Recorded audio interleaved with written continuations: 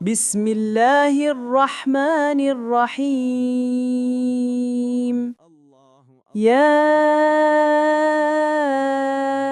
أيها النبي إذا طلقتم النساء فطلقوهن لعدتهن وأحصوا العدة واتقوا الله ربكم لا تخرجوهن من بيوتهن ولا يخرجن إلا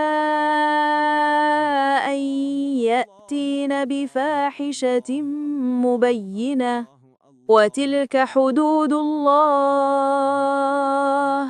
ومن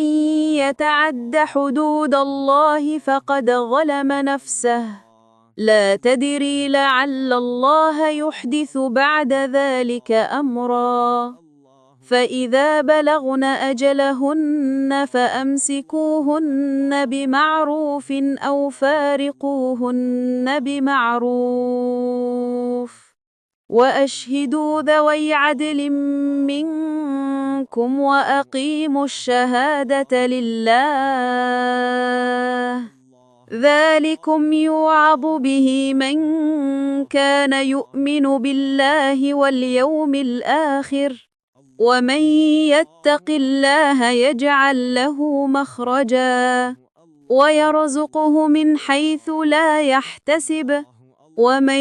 يتوكل على الله فهو حسبه إن الله بالغ أمره قد جعل الله لكل شيء قدرا واللائي يئسن من المحيض من نسائكم إن ارتبتم فعدتهن 3 أشهر واللائي لم يحضن وأولاة الأحمال أجلهن أن يضعن حملهن ومن ينو من أمره يسرا ذلك أمر الله أنزله إليكم ومن يتق الله يكفر عنه سيئاته ويعظم له أجرا أسكنوهن من حيث سكنتم من وجدكم ولا تضاروهن لتضيقوا عليهن وإن كن أولات حمل فأنفقوا عليهن حتى يضعن حملهن فإن أرضعن لكم فآتوهن أجورهن وأتمروا بينكم بمعروف وإن تعاسرتم فسترضع له أخرى لينفق ذو سعة من سعته ومن قدر عليه رزقه فلينفق مما آتاه الله لا يكلف الله نفسا إلا ما آتاها سيجعل الله بعد عسر يسرا وكأي من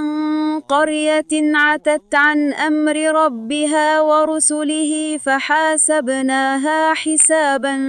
شديدا وعذبناها عذابا نكرا فذاقت وبال أمرها وكان عاقبة أمرها خسرا أعد الله لهم عذابا شديدا فاتقوا الله يا أولي الألباب الذين آمنوا قد أنزل الله إليكم ذكرا رسولا يتلو عليكم آيات الله مبينات ليخرج الذين آمنوا وعملوا الصالحات من الظلمات إلى النور ومن يؤمن بالله ويعمل صالحا يدخله جنات تجري من تحتها الأنهار خالدين فيها أبدا قد أحسن الله له رزقا. الله الذي خلق 7 سماوات ومن الأرض مثلهن يتنزل الأمر بينهن لتعلموا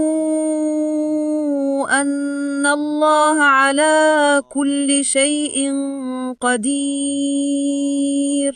وأن الله قد أحاط بكل شيء علما.